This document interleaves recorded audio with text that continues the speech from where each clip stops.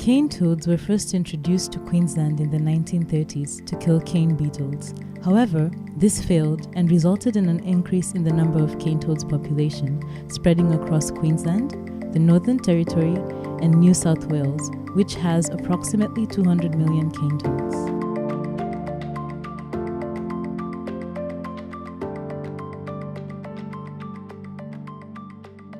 People should care about toads because they're emblematic of the problem of invasive species. It was a bad idea to bring them here, and they've had a massive impact, and that impact hasn't gone away over time. This large population poses adverse impacts to Australia's biodiversity and ecosystem. Cane toads are tough and adaptable creatures. They use their toxin to kill native species like goannas, snakes, and quolls. Because these native species are intertwined in the forest web of life, any decline of native species has a detrimental impact on Australia's environment. Due to the importance of this issue, the Intergovernmental Platform on Biodiversity and Ecosystems, IPBES, has also included this invasive species into its agenda, aimed at creating solutions against their negative effects. There's been a large amount of research that has gone into toads at this point, and that research has involved both their impact on predators and their impact on native communities, and we're starting to get a pretty good handle on that impact. In terms of translating that into actual action on the ground, it's been difficult to do it. Toads breed quickly, and every season, one female toad can produce between 8,000 to 35,000 eggs per bunch.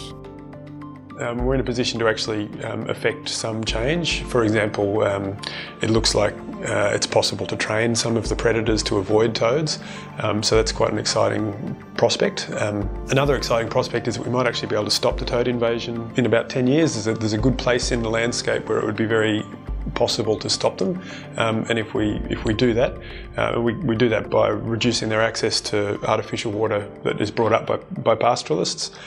So if we cut off toads' access to that water in the right place at the right time, we can potentially stop the toad invasion, and we can keep them out of 270,000 square kilometres of the country. Cane toads can be disposed humanely by stunning and beheading, using carbon dioxide for more than 4 hours to poison the toads, covering toads with spray, keeping them in the freezer, and currently there is an ongoing research in which their toxin is converted into traditional medicine and exported to China to treat cancerous prostate cells.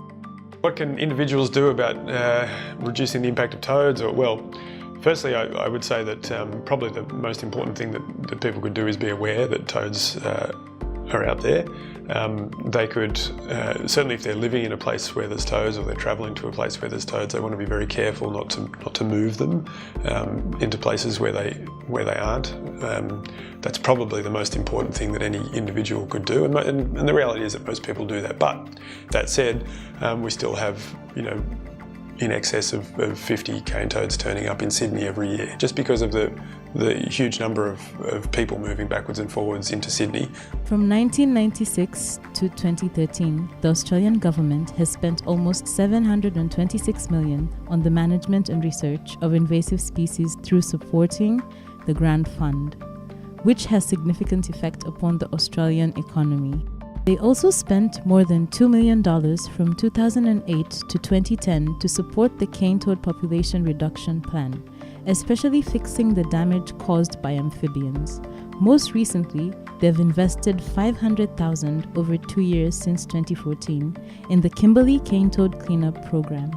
As scientists and researchers start to develop more and more tools that are actually useful for management, we would expect to see probably more involvement from government agencies in the actual rollout of plans to mitigate the impact of toads.